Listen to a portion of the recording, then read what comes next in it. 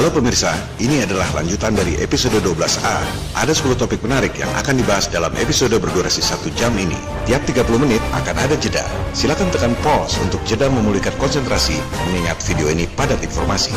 Semoga ada manfaat dari serial video sederhana dan penuh kekurangan ini. Selamat menikmati.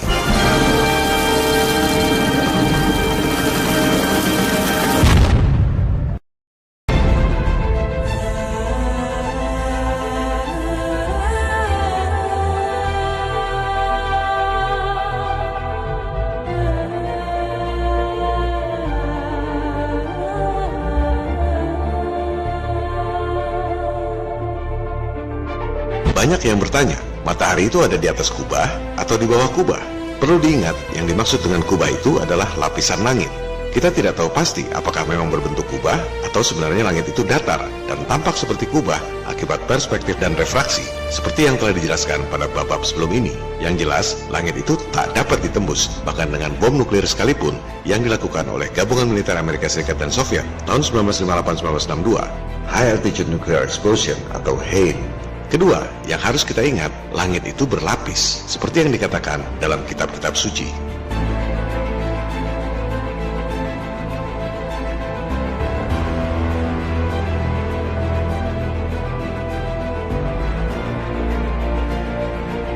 Ketiga, kita harus paham lapisan-lapisan atmosfer.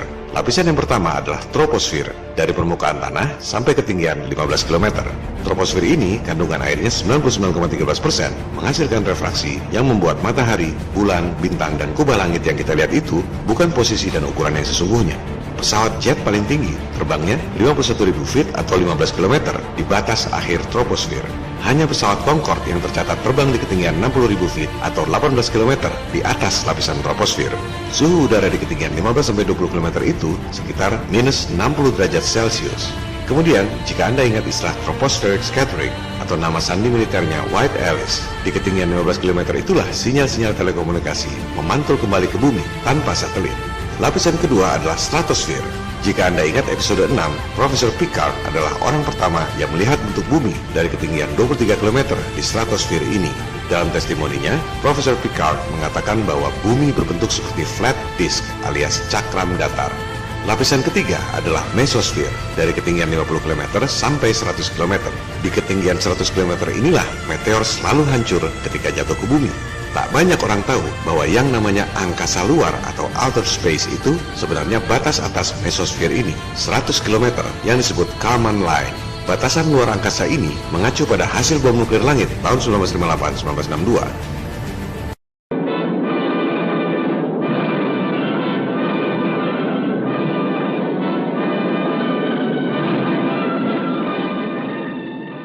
A very high altitude nuclear explosion.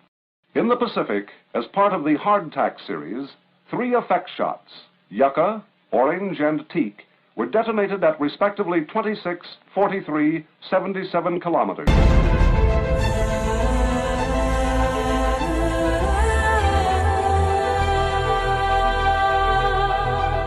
Ketinggian 100 km itu adalah batas kemampuan manusia pergi ke langit. Kenapa? Karena lapisan atmosfer di atasnya, termosfer, suhunya luar biasa panas. Anda lihat pada tabel ini, sudah tidak terukur panasnya. Disebut panasnya mencapai 2000 derajat Celcius, cukup untuk melumerkan emas, baja, tembaga, dan lain-lain. Satu-satunya yang pernah menembus batas 100 km ini, mencapai ketinggian 400 km, adalah bom nuklir Starfish pada Operation Fishbowl. Of the 5 fishbowl shots, the highest burst was the 400-kilometer Starfish event, launched by a pod-carrying Thor missile. Its yield was 1.4 megaton. Oleh sebab itu, semua dongeng satelit dan ISS mengklaim berada pada ketinggian 400 km. Proyek fiktif $1 triliun yang paling enak di dunia, sebab tak ada yang bisa mengaudit barang di angkasa luar. Laporannya cukup dengan gambar-gambar kartun CGI dan trik sulap murahan. Kembali pada pertanyaan di awal tadi, matahari itu di atas kubah atau di bawah kubah? Jawabannya, kubah langit itu berlapis. Ada yang di atas matahari dan ada yang di bawah matahari. Jarak langit yang paling bawah adalah 100 km. Matahari ada pada ketinggian 5000 km. Era kebohongan bisnis angkasa luar dimulai tahun 1957 dengan diluncurkannya Sputnik.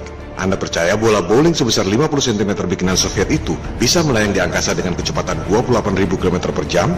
Laporannya cuma gambar-gambar kartun seperti ini. Sputnik 1957 adalah false flag agar rakyat menyetujui turunnya budget triliun dolar buat NASA 1958. Mega proyek fiktif pergi ke bulan untuk memuluskan agenda proyek fiktif berikutnya, bisnis satelit.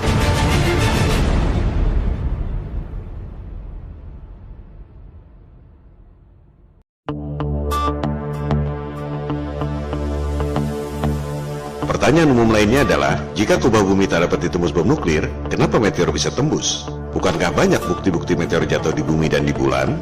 Bukankah itu yang mengakibatkan dinosaurus punah 65 juta tahun lalu? Kita harus bisa bedakan antara fakta dengan berita propaganda. Faktanya, tak ada satupun orang yang pernah melihat meteor menabrak bumi dan menghasilkan krater atau lubang kawah seperti itu. Itu adalah teori, diceritakan berulang-ulang baik di pelajaran sekolah, media massa, film-film Hollywood, dan lain-lain. Karena sering dengar, orang merasa familiar dengan konsep itu sehingga teori dianggap sebagai fakta. Padahal, faktanya tak ada satupun orang pernah melihat meteor menabrak bumi dan membentuk krater seperti itu. Meteor baru tampak di ketinggian 100 km dan meledak seperti menabrak sesuatu di ketinggian 30 km, tak pernah sampai membuat lubang di bumi.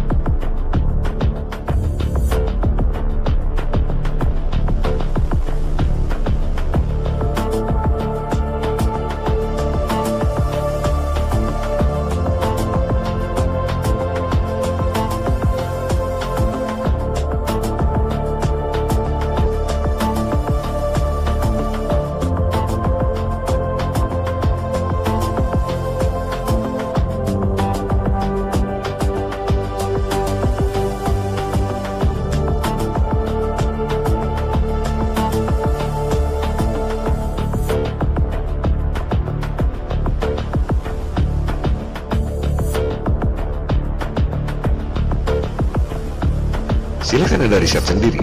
Semua meteor selalu hancur seperti menabrak sesuatu, tak pernah sampai membuat lubang di bumi.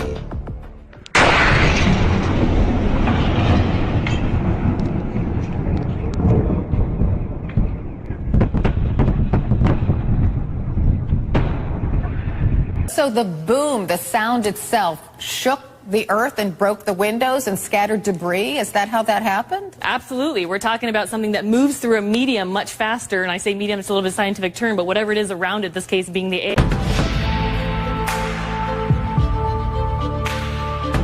Karena sejak kecil dicekoki dongeng NASA pergi ke angkasa luar, banyak yang sulit untuk percaya bahwa langit tak dapat ditembus. Meski sudah ditulis dalam kitab suci, orang lebih percaya atau beriman pada propaganda sekte penyembah iblis ketimbang beriman pada kitab suci. Lucunya, sebenarnya kalangan sains sendiri yang mengatakan bahwa langit tak dapat ditembus. Waktu pertama kali NASA mendongeng pergi ke bulan, banyak saintis yang tidak percaya karena tahu ada medan radiasi Van Allen belt. Jangankan manusia, peralatan elektronik pun tak akan selamat melewati Van Allen belt yang ditemukan sekitar tahun 1958 bersamaan dengan berdirinya NASA. My name is Kelly Smith, and I work on navigation and guidance for Orion.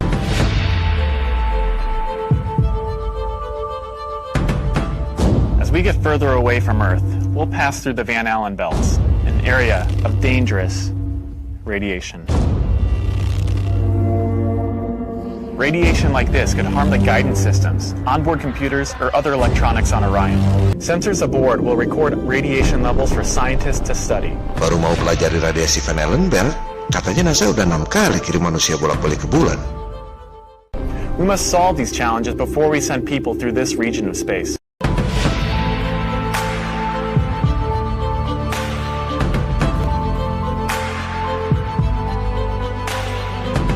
Kemudian, belakangan ini, para saintis sendiri yang mengatakan bahwa bumi dilindungi oleh perisai yang tidak kelihatan, seperti film Star Trek.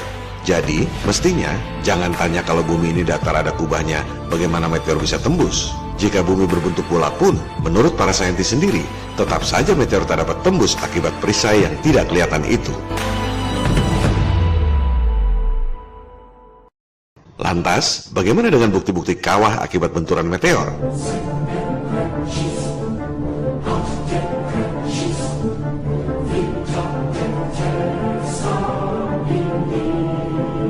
Lubang-lubang seperti itu disebabkan oleh dua hal. Pertama, lubang akibat ledakan nuklir. Silakan Anda search nuclear crater.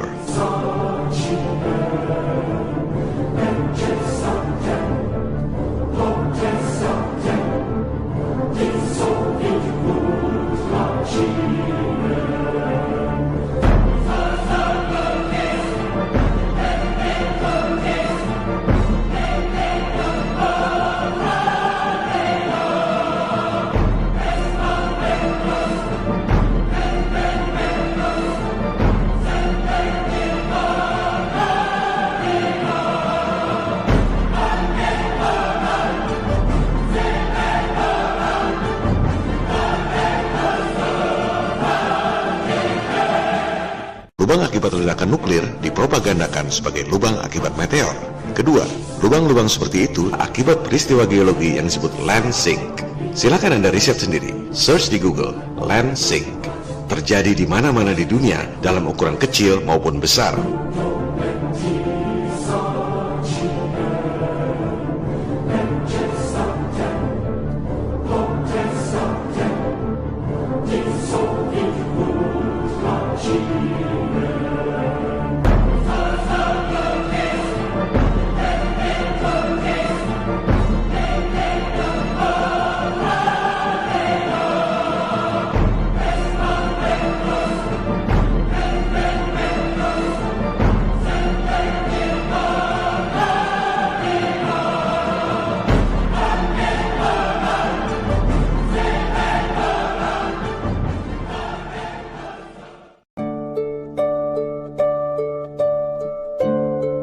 Kita sejak kecil diajarkan bahwa bintang adalah matahari. Bintang itu maha besar, jauh lebih besar dari matahari. Jangan percaya begitu saja dengan apa yang dikatakan oleh orang lain, termasuk oleh saya. Silakan Anda lihat sendiri. Gunakan teleskop atau kamera resolusi tinggi seperti Nikon P900. Anda akan terkejut melihat seperti apa bintang yang sesungguhnya. Tetaplah menjadi bintang di langit, agar cinta kita akan abadi. Biarlah sinarmu tetap menyinari alam ini, agar menjadi saksi cinta kita berdua.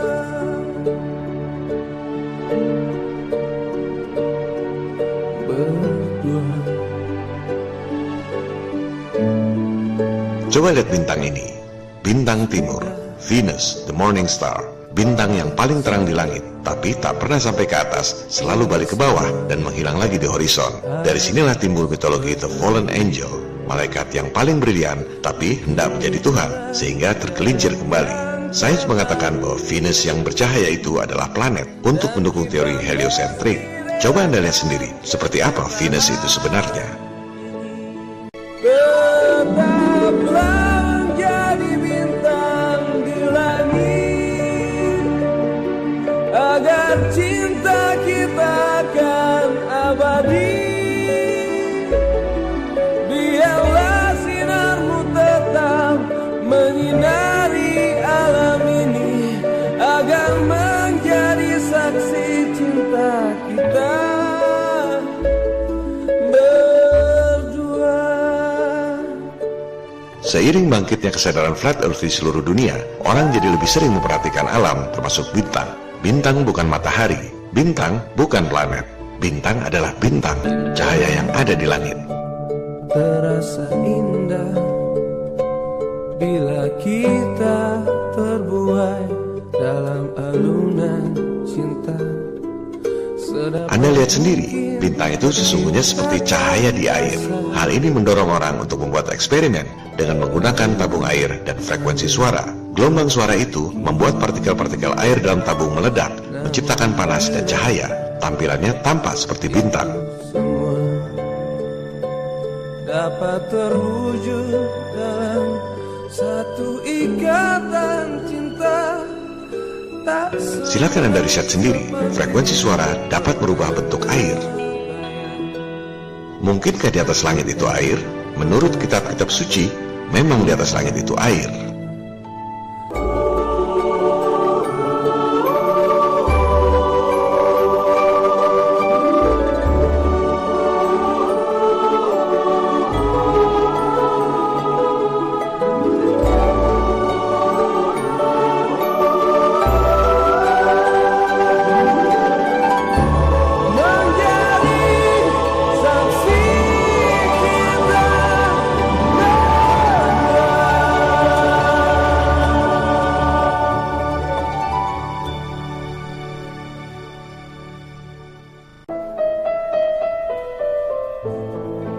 Demikian halnya dengan bulan. Seiring dengan bangkitnya kesadaran Flat Earth, banyak yang sering memperhatikan bulan dengan menggunakan kamera resolusi tinggi. Ini adalah kamera Nikon P900 biasa, biasanya untuk memotret atau merekam video benda-benda di bumi. Ini adalah contoh zooming benda di bumi yang tidak terlalu jauh jaraknya.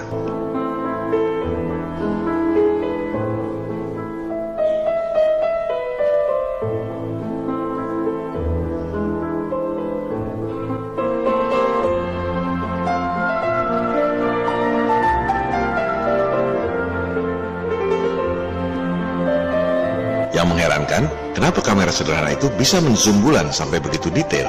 Tak mungkin jika bulan jaraknya 400.000 km. Bulan tak sejauh itu.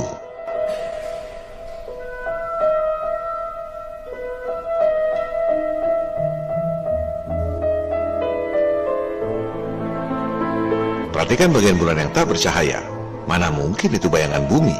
Jelas sekali itu adalah langit yang ada di belakangnya. Mana ada bayangan berwarna biru?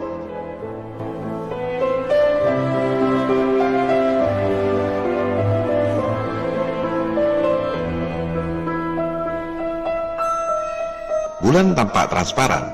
Kadang bintang terlihat di bagian badan bulan yang transparan.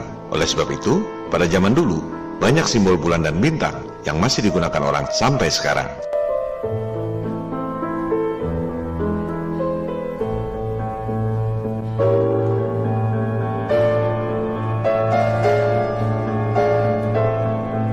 Sebagian kalangan Flat Earth percaya bahwa sinar bulan akibat pantulan matahari. Ini harus bisa dibuktikan dengan eksperimen. Kita open mind saja, mencari kebenaran meski kebenaran itu tak sesuai dengan keinginan kita. Steve Torrance misalnya, percaya bahwa sinar bulan akibat pantulan matahari. Ia melakukan eksperimen pada model bumi datar dengan menggunakan data-data saintifik. Contohnya ini, tanggal 13 Maret 2017 lalu, bertepatan dengan tanggal 14 kalender Hijriah. Artinya, tengah bulan Hijriah itu sudah pasti bulan purnama. Secara konseptual, mungkin saja bulan purnama akibat pantulan sinar matahari yang posisinya tegak lurus seperti itu.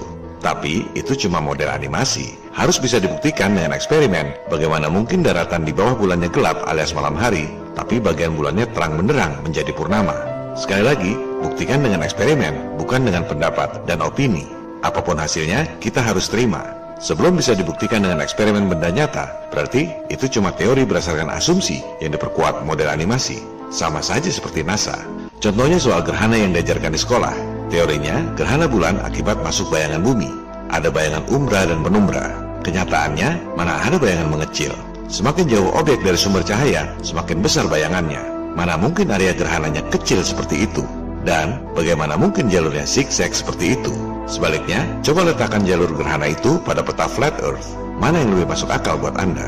Bagi yang percaya sinar bulan adalah akibat pantulan matahari, harus bisa membuktikannya secara empiris, baik lewat eksperimen nyata maupun dengan melihat fenomena nyata, posisi bulan dan matahari. Contohnya ini, matahari sudah hampir terbenam di horizon di bagian bawah. Tapi, fase bulan justru yang terang yang bagian atasnya. Hal ini tak mungkin terjadi jika sinar bulan akibat pantulan sinar matahari.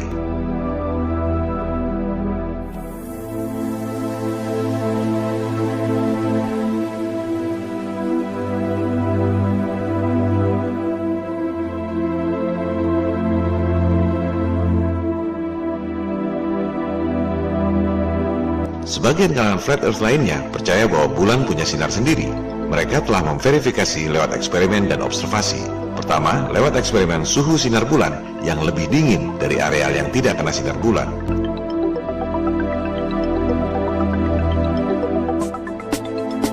Ini menunjukkan bahwa sinar bulan yang dingin merupakan polaritas dari sinar matahari yang panas. Matahari maskulin, bulan feminin, yin dan yang, divine balance energy. Kedua, lewat observasi. Perhatikan sinar bulan ini. Apakah itu pantulan sinar matahari atau bulan punya sinar sendiri?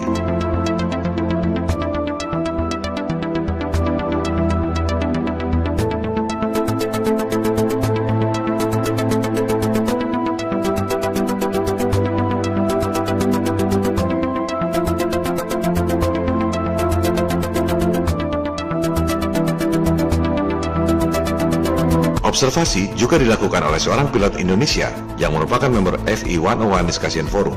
Ia merekam alam dari kokpit pesawat yang lebar. Dari ketinggian 11.000 km, bulan terlihat dekat dan punya sinar sendiri. Pertanyaannya, kalau bulan punya sinar sendiri, bagaimana dengan fase bulan? Sebenarnya hal ini sudah dijelaskan pada episode 4.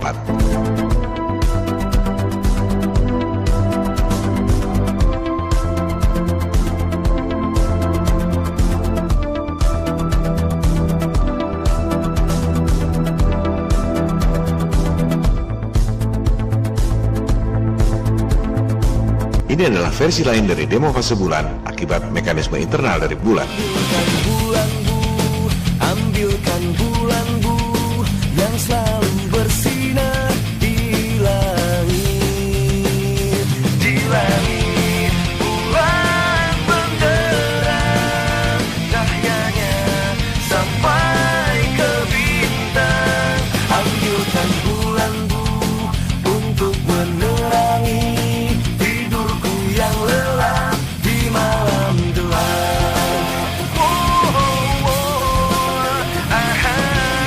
Bahkan, Anda lihat sendiri, sinar dari bagian dalam bulan pun dapat membuat permukaan bulan memiliki bayangan.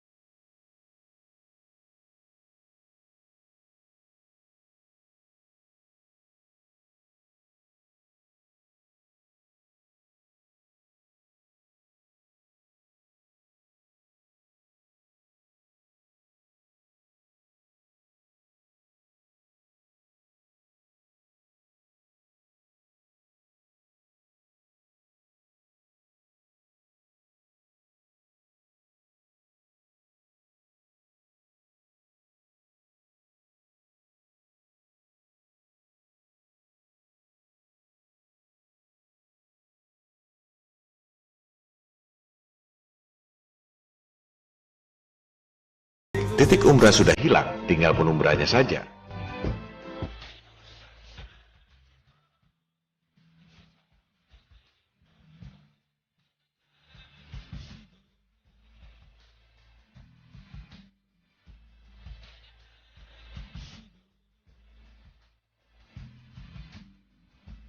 Gerhana matahari dan bulan tak mungkin terjadi pada skala jarak heliosentrik. Disinilah kebenaran akan terbukti dan kebohongan 500 tahun akan terbongkar.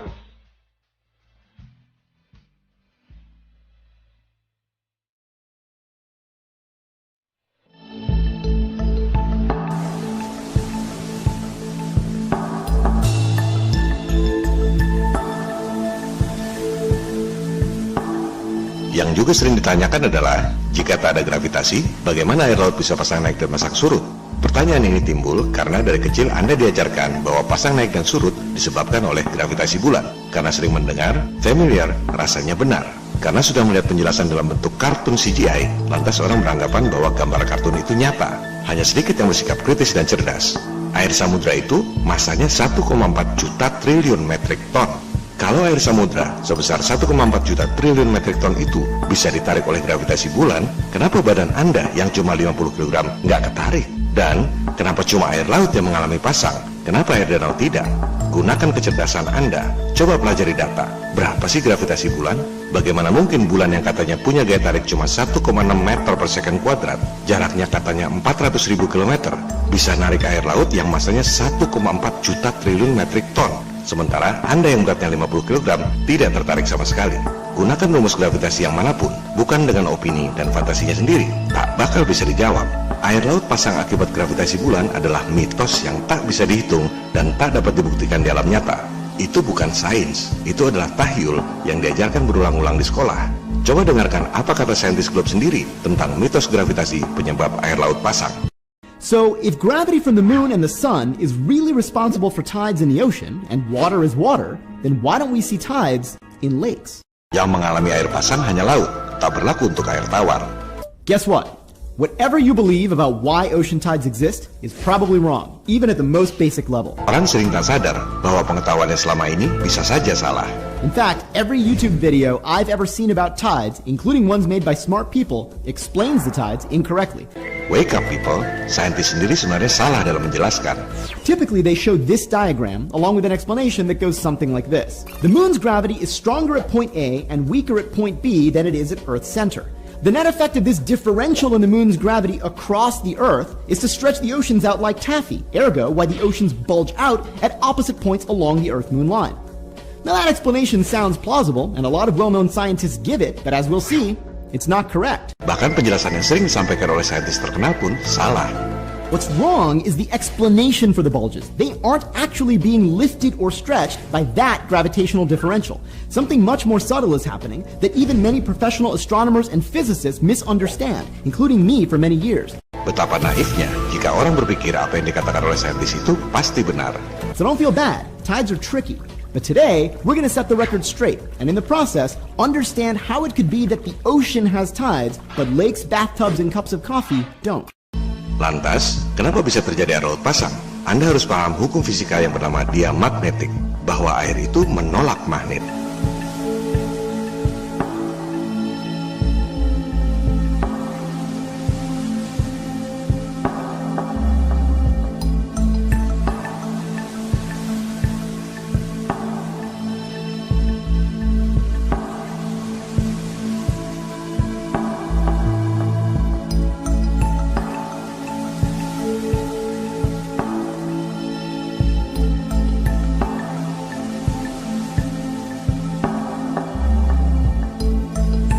Apalagi air yang mengandung garam. Pada eksperimen ini terlihat bahwa efek garam membuat gaya tolak magnet menjadi lebih tinggi.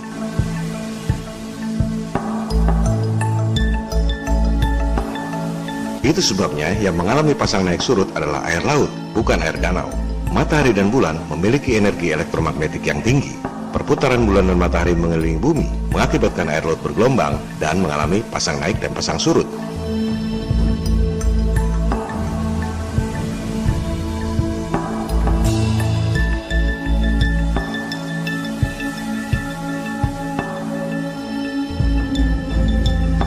Matahari dan bulan adalah dua energi yang berlawanan. Matahari memiliki sifat elektromagnetik positif, membuat air laut pasang surut di siang hari. Bulan memiliki elektromagnetik negatif, membuat air laut pasang naik di malam hari. Posisi bulan dan matahari mempengaruhi kuat atau lemahnya daya pasang. Sama seperti baterai yang membutuhkan energi positif dan negatif untuk bekerja dengan baik.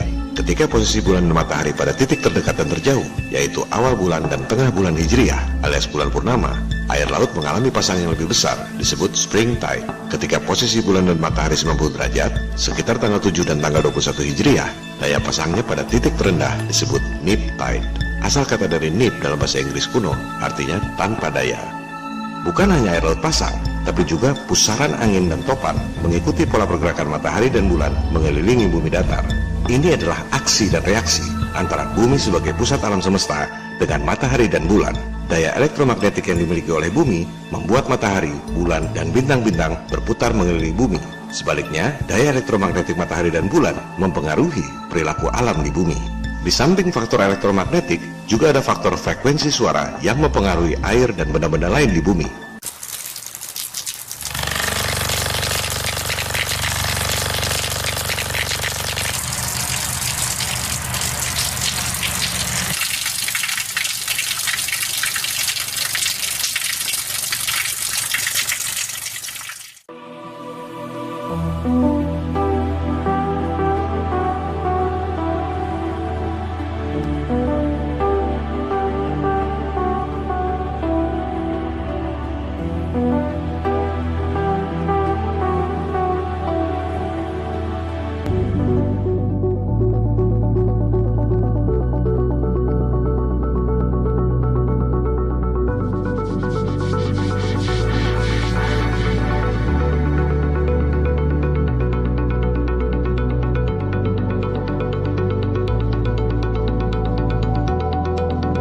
gelombang suara secara nyata dapat merubah bentuk air dan benda-benda lain di bumi.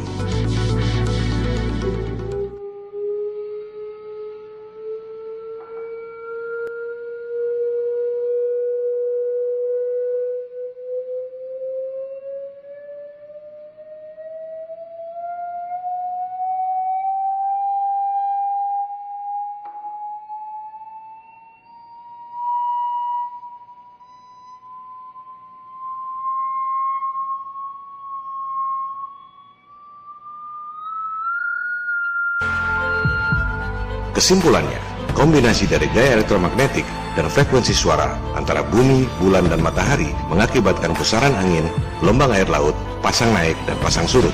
Bumi adalah pusat alam semesta, dan kita, manusia, adalah makhluk yang spesial, anugerah dari Tuhan Yang Maha Kuasa.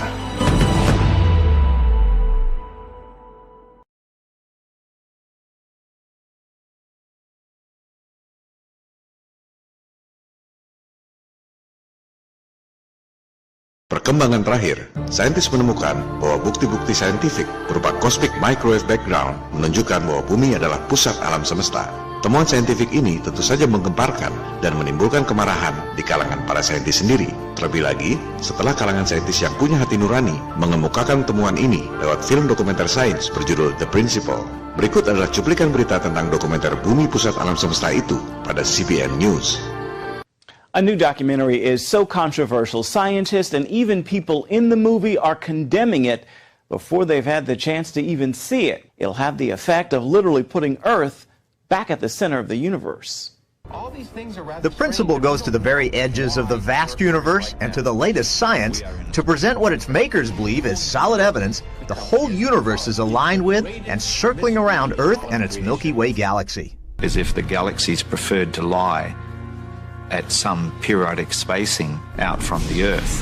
This is sort of like saying that our galaxy is somewhere near the center of the universe, and when you look at the galaxies arrayed all around us, they're on sort of like giant shells.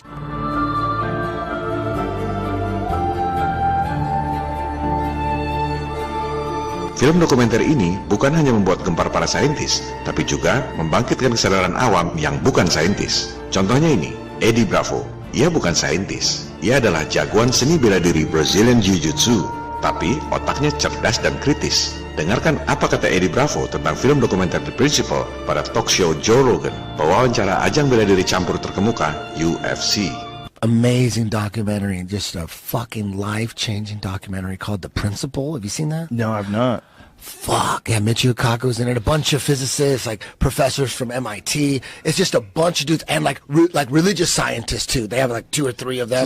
It's like 10 dudes, like a navigation expert, physicist, Michio Kaku, and they're all just going back and forth. You know, all these astrophysicists and cosmologists and shit going back and forth, discussing space. So they're all trying to figure out, is the universe spinning around us, or are we spinning around the universe? And you hear them explaining how it all went down. Once you go through the whole story of what we think about space and all that, they tell you, we don't know shit. We're looking at a bunch of lights in the goddamn sky. You're gonna tell me that light and that light that's 100 trillion light years away? How the fuck did you figure that out? Eddie Bravo sadar, kok bisa kebohongan angkasa luar dipercaya oleh begitu banyak orang di dunia? Because anytime someone says anything about space, you automatically think, someone figured it out. You don't know the guy's name. You don't know the name of the experiment. You didn't look into it yourself. You just think when someone tells you, how far is the Earth from the sun? They'll say, 93 million miles away. Like you just, right. Everybody relies on someone figured that out and someone double-checked it. Dude, it's math. Right. It's science. It's math. But no one really knows. You're going on what you read and whatever hits you first. Logika berpikir Eddie Bravo sama persis dengan pembahasan kita di episode 11. Juga persis dengan yang dikatakan oleh Nikola Tesla. Saintis modern hanya mengandalkan rumus matematika tanpa observasi dan eksperimen, asumsi di atas asumsi, hingga akhirnya membangun dogma heliosentrik yang tak ada hubungannya dengan alam nyata. So the problem with cosmology is that we keep inventing theories, ad hoc theories, to try to explain the data, such as inflation, dark matter, dark energy, and so on, just to keep patching the theory up.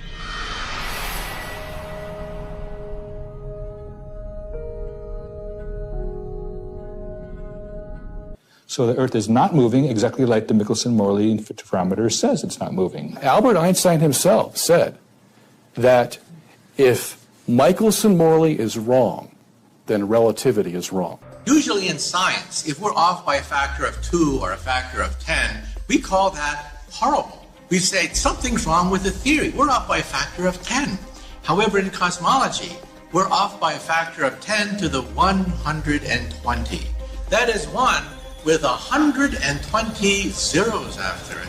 This is the largest mismatch between theory and experiment in the history of science. Berikut adalah penjelasan Eddie Bravo dari kacamata awam tentang temuan mengejutkan bahwa cosmic microwave background menunjukkan bahwa bumi adalah pusat alam semesta. They took a picture, it's called a cosmic microwave background. It's a picture of all the galaxies all the way around you. And they took a picture. They did it in 2006. It's not a conspiracy theory. This is a science documentary that I'm talking about. I'm not talking about a conspiracy theory documentary. It's a science documentary. Michio Kaku was talking what's about it called this. Again? The Principle. Okay. The I'll Principle. check it It's out. called the Copernicus Principle. And what they found, this is what they found in the first reading, and they thought there must be a mistake. There must be a mistake until 2013, the European Space Agency, they found the same thing. And this is what, right now, cosmology, they don't know what the fuck to do.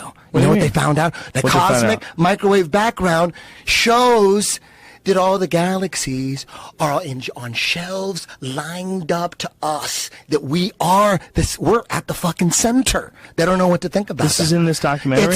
That's what the documentary's about. Lantas, mengapa para saintis marah, berusaha menutup-nutupi dan membantah fakta saintifik yang menunjukkan bumi adalah pusat alam semesta? They built their careers on this, and it would be admitting a major mistake. This cosmic microwave background is like we are seeing the fingerprint of God, the hallmarks of the Creator. The idea that we, the Earth, or we humans, are nothing special, we're just a cosmic accident. Because if you're not in the center and you're out there somewhere where nobody has any signposts, this is where you are, then that breeds a kind of atheistic view of the cosmos, just time and chance got us here. And so the Copernican principle is the mainstay of modern science today because it's basically atheistic. So if you find a center in that big mass, well, that means somebody had to make it that way. There's a designer behind it, you see. So that's why they want to get away from the center idea. Jadi, fakta saintifik cosmic microwave background menunjukkan bahwa bumi adalah pusat alam semesta. Di sisi lain, kita tak bisa pergi ke angkasa luar, hanya bisa mencapai 80 km dari permukaan bumi. Di atas itu, langit tak dapat ditembus dengan bom nuklir sekalipun. Kita tak bisa pergi ke bawah. Manusia cuma bisa membor bumi sedalam 12 km. Setelah itu, bumi terlalu keras hingga alat apapun tak mampu menembusnya. Semua gambar-gambar inti bumi bola seperti ini adalah asumsi di atas asumsi yang ditunjang dengan gambar animasi. Tak ada yang tahu apa sebenarnya di perut bumi ini. Kita tak bisa pergi ke atas, tak bisa ke bawah, juga tak bisa pergi ke samping bumi, sebab kompas tak berjalan dengan baik di Antartika.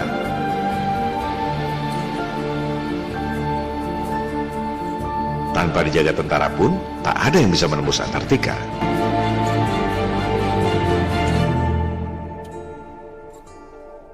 Jika langit tak dapat ditembus, matahari, bulan, dan bintang-bintang adalah benda-benda langit yang kecil mengelilingi bumi datar. Lantas, bagaimana dengan UFO dan alien?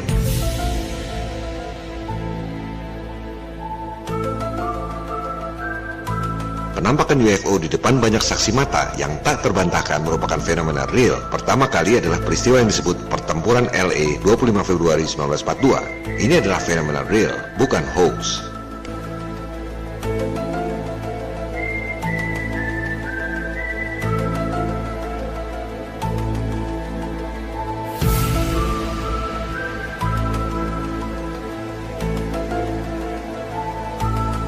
Kisah nyata yang monumental berikutnya adalah peristiwa jatuhnya UFO di Roswell, New Mexico 1947. Soal jatuhnya benda asing di Roswell itu tak bisa dibantah karena banyak saksi.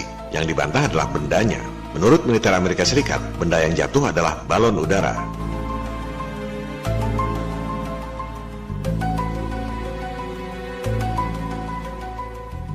Bantahan itu justru menambah kental aroma konspirasi.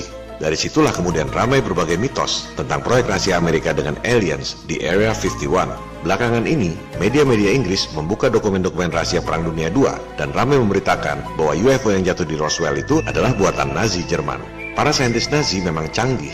Untuk memenangkan Perang Dunia, Nazi membuat banyak pesawat rahasia militer, termasuk piring terbang ini.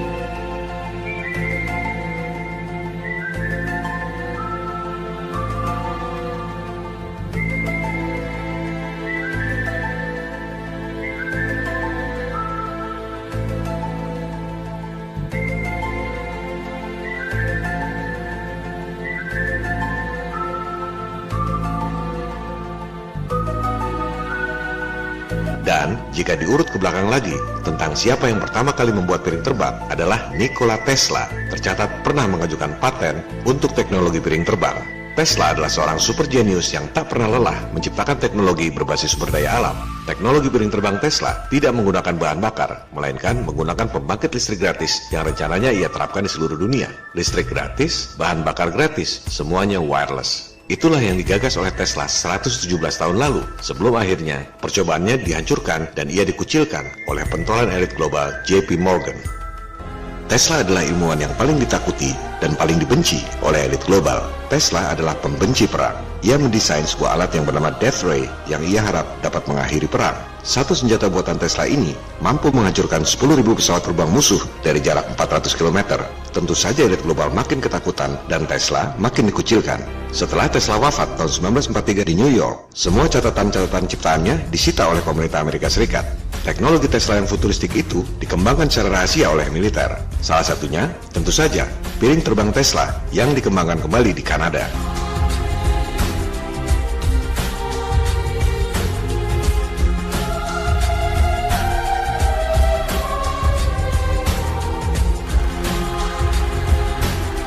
Temuan futuristik lainnya yang disita militer adalah alat pemindah benda atau manusia, yaitu teleport. Alat ini dikembangkan secara tidak sempurna oleh militer Amerika, melahirkan misteri Philadelphia Experiment 1947. Jika Anda menonton film Star Trek, ada alat teleport yang mampu membuat orang menjadi partikel dan pindah ke tempat lain. Inspirasinya adalah dari temuan nyata Tesla. Tesla adalah ilmuwan yang eksentrik yang tak terlalu memikirkan uang. Jika pembangkit listrik tetap jadi bisnis besar yang menguntungkan sampai saat ini, Tesla justru ingin membuat pembangkit listrik gratis di seluruh dunia.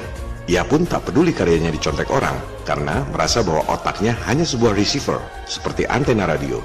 Ia merasa hanya menangkap kecerdasan ilahiyah yang memang sudah ada di alam semesta ini, Divine Intellect. Dari karya tulisnya yang berjudul Talking with the Planets, kita bisa simpulkan bahwa Tesla memang bukan orang normal, melainkan paranormal. Karya piring terbang buatan Tesla itu pula yang kemudian dikembangkan oleh Nazi. Di samping mengembangkan teknologi UFO, Nazi Jerman juga merupakan negara pertama yang secara serius menjelajahi Antartika tahun 1938. Mereka menyimpan rahasia militer teknologi UFO dan penjelajahan Antartika ini.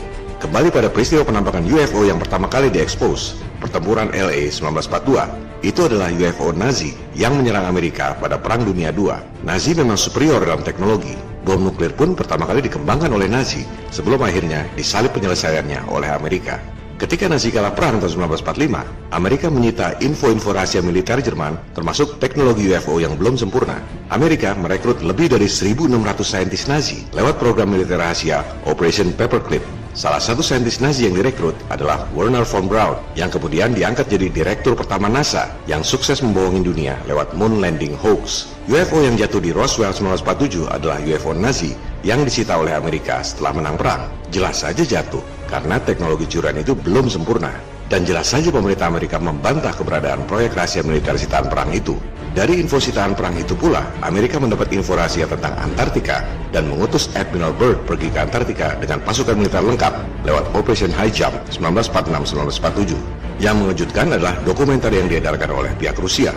Pasukan Admiral Byrd terlihat diserang oleh UFO.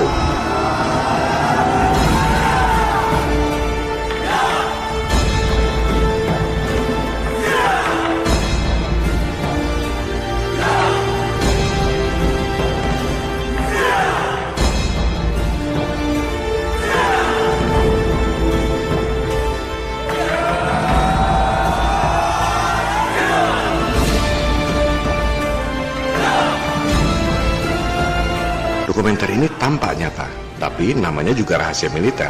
Tentu saja tak pernah ada penjelasan resmi dari pihak Amerika.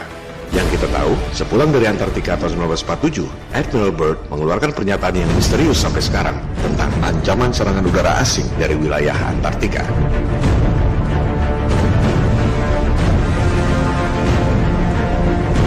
Antartika adalah proyek militer. Betapa naifnya jika orang-orang yang tak punya rasa peduli menganggap Antartika adalah proyek sains untuk kemaslahatan umat manusia di dunia. Silakan Anda lihat clipping-clipping tentang Antartika pada akhir dekade 50-an.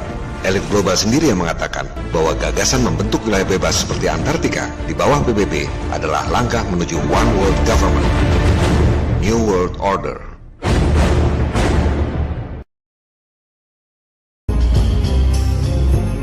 Kesimpulannya, ada 3 kemungkinan penyebab penampakan UFO. Pertama, UFO buatan Nazi Jerman itu yang kemudian dikembangkan di Area 51. Bagi para penggemar dongeng makhluk planet lain jalan-jalan ke bumi naik piring terbang, mohon maaf, it's time to wake up. Ngapain makhluk planet lain yang jaraknya jutaan tahun cahaya jalan-jalan ke bumi, naik piring kecil sambil ngumpet-ngumpet supaya jadi gosip selama puluhan tahun? UFO adalah proyek militer, teknologi sitaan dari Nazi yang dikembangkan di Area 51. Proyek $1 triliun buat elit global tiap tahun tanpa ada yang mengaudit. Conservative estimate is that across the services and the intelligence community, we're looking at least $40 to $45 billion per year. Mitos UFO berkembang pesat sejak akhir Perang Dunia. Penampakan UFO yang masif adalah pesawat-pesawat eksperimen militer.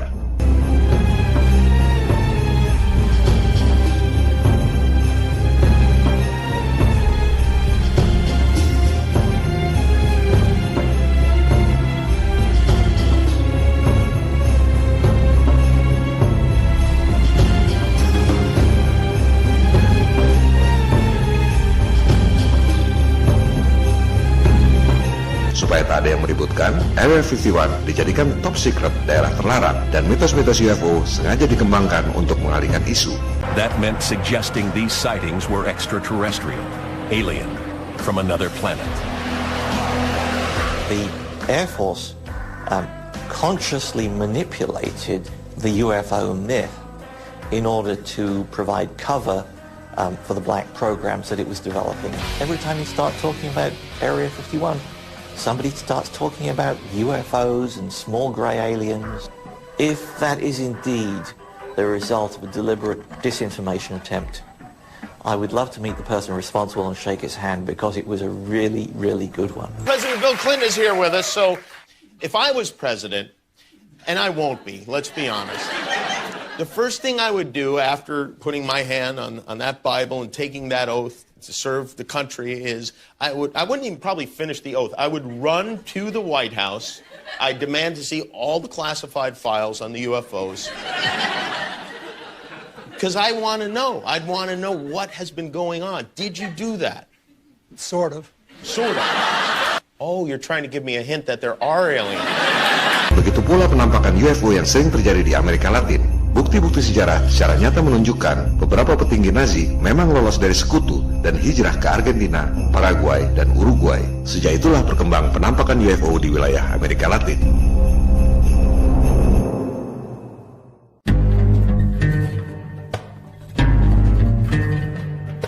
Kedua, UFO dan alien yang merupakan penampakan makhluk jin. Ada 3 orang yang sangat kredibel yang mengatakan bahwa alien itu adalah jin yang menyamar. Referensi pertama adalah Jack Valley. Ia adalah saintis komputer, penemu internet modern, pemodal venture capital, astronom, dan peneliti UFO selama 50 tahun terakhir. Ia menginterview banyak korban penampakan dan penculikan aliens. Ia tahu persis bahwa alien itu bisa tiba-tiba menampakkan diri atau materialized, dan tiba-tiba menghilang atau dematerialized. Aliens adalah jin. Fenomena penculikan oleh aliens di berbagai negara sebenarnya sama saja dengan kisah-kisah tradisional seperti di Gondol Wewe, Kuntilanak, atau Sundel Bolong. Referensi kredibel yang kedua, Syed Hussein Nasr. Ia adalah saintis lulusan MIT, doktor lulusan Harvard, dan sekarang menjadi profesor pusat pengkajian Islam di Washington University. Nasr adalah salah satu orang yang paling cerdas yang masih hidup yang pernah saya ketahui. Ia menghabiskan sebagian besar waktunya untuk mengkritisi sains modern yang dianggapnya merupakan penyimpangan dalam 300 tahun terakhir. Tentang alien, Nasr mengatakan bahwa penelitian tentang penculikan alien yang dilakukan oleh para akademisi yang kredibel di Amerika, termasuk yang dilakukan oleh Jacques Vallée selama puluhan tahun, sudah cukup untuk menunjukkan bahwa ada makhluk dari dimensi lain di alam semesta ini. Maksudnya adalah jin. Extraterrestrial bukan makhluk dari planet lain, melainkan makhluk dari alam lain. In other words, something coming from another dimension into our world, which is very commonly experienced in other cultures, but not in this culture. Referensi kredibel ketiga, Roger Morneau atau Hujie Morneau. Ia adalah mantan jemaat gereja setan yang kemudian insaf dan menjadi pendeta. Ia kemudian membongkar ajaran-ajaran yang ia peroleh dari gereja setan itu. He said the supposed spirits of the dead that you're talking with are demon spirits.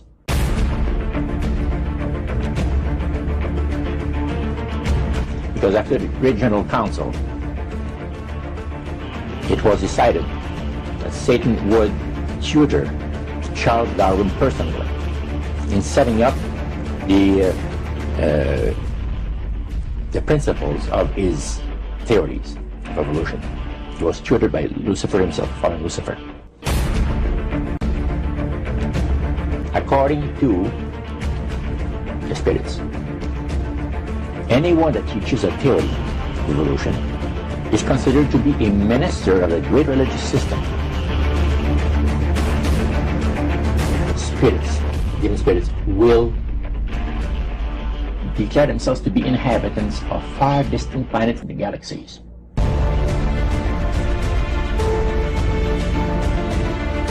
Referensi lainnya bahwa UFO dan aliens itu adalah jin dipertunjukkan oleh seorang paranormal bernama Prophet Yahweh yang mampu memanggil jin UFO kapan saja dan di mana saja.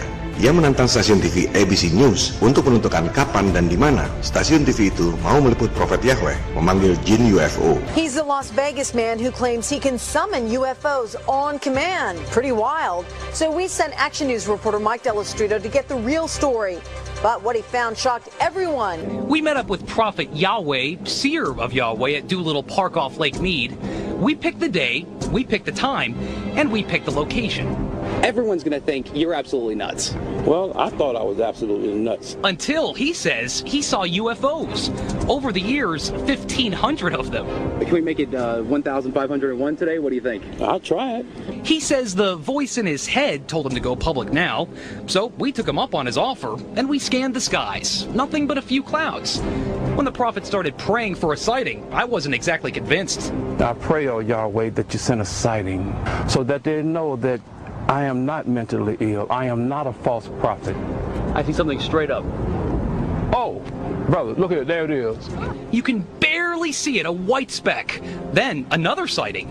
There it is. I got it. I got it. I got it. I got it. Photojournalist Jonathan Hawkins locks in on it. Let's take a closer look here. It's an orange sphere that appeared out of nowhere. It'll be back. And I'm still not quite sure what those things were. Now, if I didn't see this for myself, I probably would have just laughed this whole thing off. Jadi, berbagai kemungkinan UFO yang sudah dibahas tadi. Pertama, UFO buatan Nazi. Kedua, UFO dan aliens yang merupakan jin yang menyamar. Ketiga adalah propaganda UFO bikinan elit global melalui hologram raksasa di langit. Ini adalah bagian dari strategi elit global untuk menakut-nakuti umat manusia di dunia agar semua makhluk tunduk tanpa sadar pada elit global yang pura-pura bertindak sebagai pelindung dan penyelamat manusia. Tak kurang dari Presiden Amerika Serikat sendiri, Ronald Reagan, yang melakukan kampanye menakut-nakuti umat sedunia dengan ancaman aliens dalam berbagai pidatonya di PBB. Just think how easy his task and mine might be in these meetings that we held if suddenly there was a threat to this world from some other species from another planet outside in the universe. We'd forget all the little local differences that we have between our countries. Perhaps we need some outside universal threat to make us recognize this common bound. I occasionally think how quickly our differences worldwide would vanish if we were facing an alien threat from outside this world. What if all of us in the world discovered that we were threatened by a power from outer space, from another planet? Kampanye ancaman aliens dilakukan berkali-kali oleh Presiden Reagan. Lewat kampanye ancaman aliens ini, elit global dapat proyek angkasa luar fiktif bernilai triliun dolar. Di era Reagan, proyeknya adalah SDI atau Strategic Defense Initiative alias Star Wars. Perang dingin adalah sandiwara buatan elit global.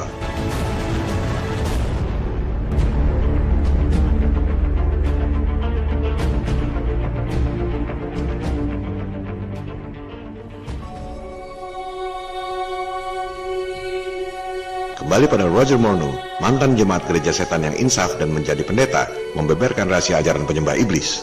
Perjanjian dengan iblis. Iblis akan memberi Anda kekayaan dan kejayaan. Namun, ketika mati, menurut dia, iblislah yang menjemput nyawa Anda. Anda akan jadi budak iblis lamanya di alam keabadian. We worship spirits. We worship Lucifer and all his angels. They're just as beautiful as they did before they were cast out of heaven. He says there was a misunderstanding in the whole thing. He says among the inhabitants of the galaxies. And he says our master was misunderstood. And God did not bear with him like he does with people that make mistakes today. So we're in a warfare, good against evil. And we happen to be the evil ones, but we're not that bad. They are sold to the fact that Christ will not return to this planet with power and great glory. He's going to abdicate all claims to the planet, because the high priest once said that Christ will abdicate all claims to the planet because he knows that it is lawfully and rightfully Satan's. And at that time he says, Lucifer, you mentioned Lucifer a lot of times, but you mentioned Satan also. He says, the master, usually they like to talk about the master will resurrect his people from the grave. Kisah perjanjian dengan iblis ini ada di tiap kultur di dunia. Di Jawa misalnya, kita mengenal kisah babi ngepet, pesugihan Gunung Kawi yang selalu meminta tumbal jiwa, leak di Bali, dan lain-lain. Begitu pula di Asia, Australia, Afrika, Eropa, dan Amerika. Elit global adalah sekte penyembah iblis. Para pemimpin dunia melakukan ritual penyembahan iblis, antara lain di Bohemian Grove, lengkap dengan ritual pembakaran bayi. Mereka tak peduli dengan Anda. Mereka tak peduli membohongi Anda soal satelit dan mengeruk uang Anda melalui biaya telekomunikasi yang mahal. Mereka tak peduli membuat semua negara di dunia bangkrut akibat utang yang membengkak. Utang Amerika ini sudah 13 kali lebih banyak dari jumlah uang dolar yang diedarkan. Anda masih percaya pada dolar? Uang rupiah yang beredar 586,7 triliun. Sementara Bank Indonesia kasih utang ke negara-negara dan perusahaan-perusahaan elit global hampir 2 kali lipat dari uang yang diedarkan pada rakyatnya sendiri. Sudah saatnya kita mengakhiri segala kebohongan dan kezaliman yang diterapkan dalam sistem di seluruh dunia.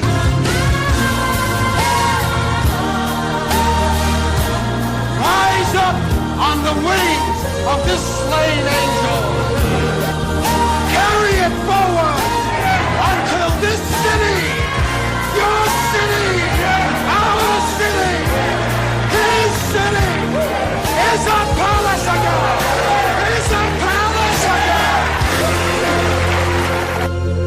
Oleh sebab itulah, bangkitnya kesadaran Flat Earth untuk membongkar kebohongan bumi globe menjadi penting bagi kita semua.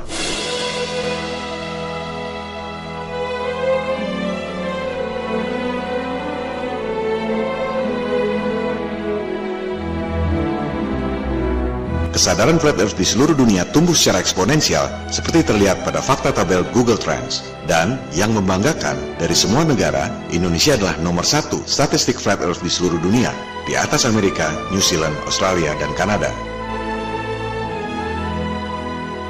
Channel Flat Earth 101 kita ini bahkan masuk dalam 5 besar dunia Flat Earth YouTube channel dari sisi jumlah viewers. Padahal channel kita baru 1 tahun, yang lain sudah 2-5 tahun. Banyak channel tempat saya dulu mempelajari Flat Earth seperti Mark Sargent, The NASA Channel, Celebrate Truth, Saswar Bukti, Flat Earth Muslim, dan lain-lain yang videonya saya cuplik sudah terlewati semua viewersnya. Ini adalah prestasi Anda, Flat Earthers Indonesia. Begitu juga dari jumlah subscribers. Ternyata dari jumlah subscribers pun channel kita ini tetap 5 besar dunia. Padahal jika diperhatikan, saya tak pernah satu kali pun meminta pemirsa untuk subscribe. Kalau channel berita gosip sih nggak aneh banyak viewers dan subscribersnya. Ini adalah channel yang sangat tidak umum dan menuai cibiran serta cacian. Mengapa bisa sebanyak ini? Hello slaves of the world. For the past 2 years, a seemingly crazy group of people called Flat Earthers have been growing in large quantities. I assure you that there is a reason for this. If the Flat Earth theory did not have any merit, it would not have lasted more than a month on the web. Now, evidence for the flat and motionless Earth seems to pop up every day, along with more people waking up to the facts. Everything you think you know about the universe is a lie. Fantastic theories passed off as factual information. Gravity is nothing more than a scapegoat to explain why you're able to travel hundreds of thousands of miles per hour on a spinning ball without falling off. The funny thing is that motion has never once been detected in all the time that we've been here on Earth. Curvature has not been measured either. NASA receives billions of tax dollars each year, and all they have to show for it is composite images that look like cartoons. The 6 lunar landings that were purported to have taken place between 1969 and 1972 were intended to reinforce the belief of living on a spinning ball. Waktu pertama saya bikin serial video ini, saya pikir jika dari 10 orang ada 2 orang saja yang tergerak hatinya, saya sudah sangat bersyukur. Ternyata statistik menunjukkan dari 10 orang, justru 8 orang yang like, hanya 2 orang yang dislike. Pemirsa channel kita selain Indonesia, Malaysia, dan Singapura, ternyata juga Amerika dan Jepang. Padahal serial video ini berbahasa Indonesia. Para trolls dan haters memfitnah bahwa saya hanya bikin sensasi untuk cari uang. Well, kita buktikan, saya tak menerima uang sepeser pun dari serial video ini. Alhamdulillah, Tuhan memberi saya rezeki yang cukup, sehingga tak perlu bikin sensasi buat cari uang.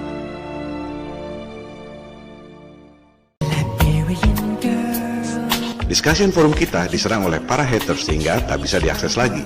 Hey, I'm not surprised, motherfuckers.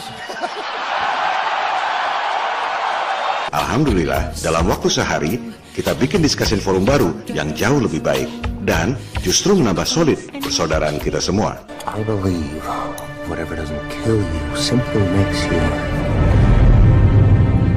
stranger. Antusiasme Flat Earthers Indonesia sungguh luar biasa. Mereka membuat grup-grup WA, FB, dan lain-lain sebagai sarana komunikasi. Ada tingkat nasional, ada tingkat regional di daerah-daerah. Saya sama sekali tidak terpikir bisa seperti ini. Terima kasih buat rekan-rekan admin, moderator, dan members FE 101 yang tak dapat disebut satu persatu. Terima kasih atas perhatian, dukungan, dan doa-doa tulusnya. Saya merasa tidak pantas mendapat semua ini. I love you like Billy and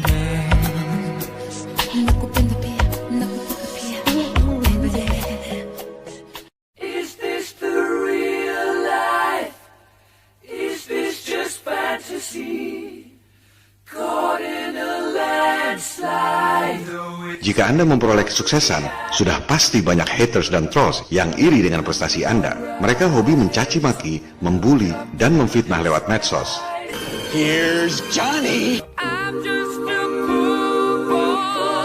Orang kalau nggak setuju ya nggak setuju aja. Kenapa harus terobsesi dengan kita? So let me tell you a little secret about trolls. Menurut media Psychology Today, troll adalah psikopat narsis yang sadis. Troll adalah psikopat yang tak punya empati. Mereka mendapat kepuasan dengan menghina dan memfitnah orang lain yang sebenarnya kenal pun tidak. Bagaimana menghadapi para trolls? Ada inspirasi yang bagus dari seorang petarung UFC, Conor McGregor. Ia adalah satu-satunya orang yang bisa jadi juara di 2 kelas yang berbeda pada saat yang bersamaan. Ia adalah petarung yang bikin UFC laku secara komersial. Tentu saja banyak yang benci dan iri. Suatu ketika, ia diwawancara untuk menanggapi para haters di Twitter. Dan beginilah cara dia menghadapi trolls. I'd happily watch Conor McGregor die.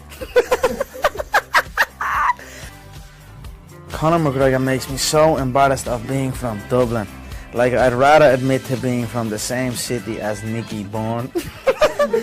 Who's Nicky, a man from Westlife? He's alright. He's alright. Katie Hopkins and Conor McGregor vying for the accolade of being the worst human being alive, I reckon. Who's Katie Hopkins? Say what you want to me, yeah? I'm bulletproof. And if you're in this game, you must be bulletproof. Conor McGregor is so ugly that he pains my eyes. Conor McGregor is an arrogant scumbag, and I sincerely hope somebody on his poorly fitted suits. Whatever, the suits are fit good.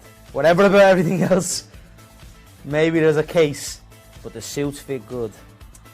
Thank you, everybody. I enjoyed reading your mean tweets. I will wipe my tears with my money and carry on. Thank you so much.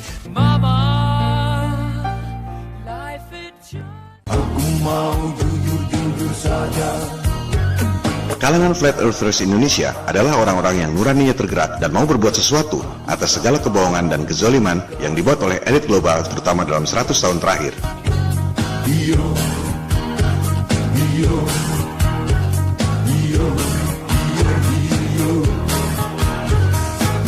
member FE101 lainnya, 321, membandingkan video tayangan peluncuran satelit Brisat dan Telkom yang baru lalu.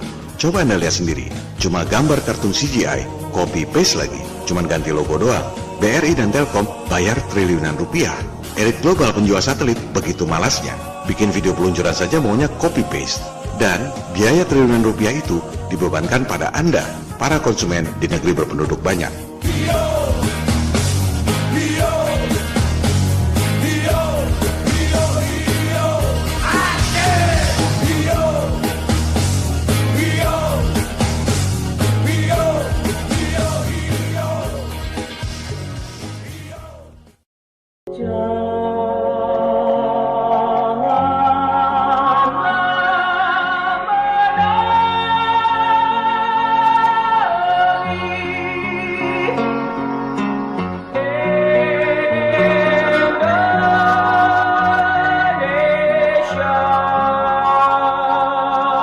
Serial video 12 episode Flat Earth 101 ini sudah selesai.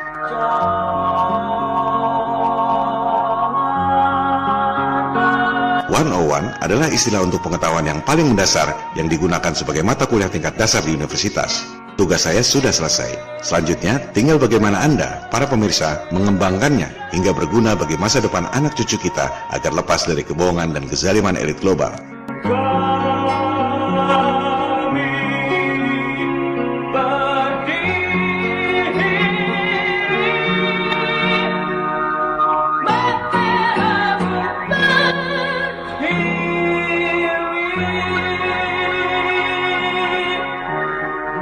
Langkah selanjutnya adalah menggulirkan 3 fokus gugatan people power ke kalangan intelektual. Jangan cuma memuaskan rasa ingin tahu, hindari debat awam versus awam. Yang tidak setuju, tinggalkan saja karena itu hak mereka. Jika diperlukan, kita dapat membuat episode khusus tentang gugatan people power ini, sehingga memudahkan bagi para flat earthers dalam menggulirkan gugatan.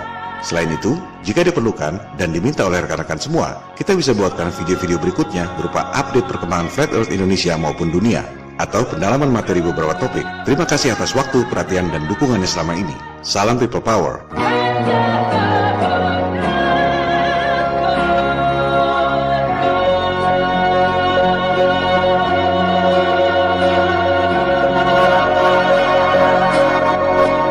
What we doing live